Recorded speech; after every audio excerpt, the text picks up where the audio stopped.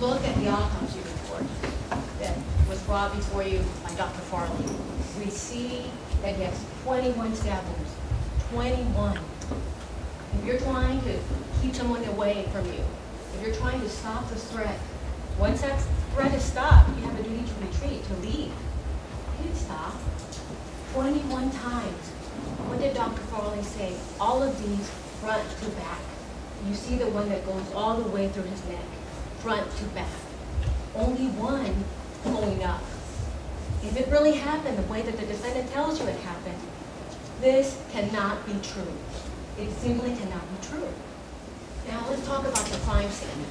The defendant tells us, well, it's self-defense. Look at the crime scene, it's all there. Well, the only problem with that story is, when we look at the crime scene, it speaks for itself. There was no evidence of a struggle. If you look at John lying on his bed, what does he look like what does it look like to you that he is doing? It looks like he's been sleeping. He's in his pajamas. Doesn't look like he's been going anywhere. Looks like he's been sleeping. There's no sign of any struggle. Everything is properly and orderly in its place. If you look at those photographs, and even his glasses are right there at the bedstand. That lamp that's right on the night table, still in its place. Nothing out of place. What does that tell you? It didn't happen the way the defendant says it happened. It can't be true. It simply is not true. The crime scene is important, but also the statement of the defendant is important, because as your Texas Rangers have testified, what do they tell us? They put the boy, the defendant, at the house. They have the defendant killing Mr. Farr. Those two are the most important things about this statement. The rest, you have to decide whether or not you want to believe it or not.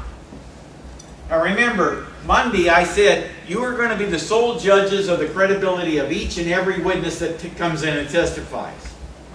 You can believe all of what they say, you can believe none of what they say, or you can take bits and pieces. The defendant goes over to it. 1, 2, 3, 4, 5, 6, 7, 8, 9, 10, 11, 12, 13, 14, 15, 16, 17, 18, 19, 20, 21. And I'm only doing that because of self-defense. The man never moved. The man never moved. If he would move, if I come up and I pinch you, you're going to react. Hey, cut that out. You're going to react and push away. The man never moved. He never woke up. Where's that evidence that there was ever a struggle? There wasn't a struggle. That's crime scene evidence. If there was something else going on, as the defendant wants you to believe, there would be evidence of that. Because if this were a sexual assault case, John Farr would have a right to face his accusers and cross-examine his accusers. And here he doesn't have any rights because he's dead.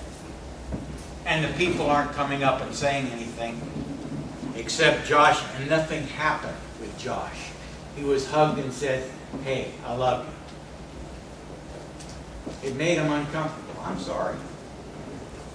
But remember, John Farr is not on trial here. Francisco Dominguez is.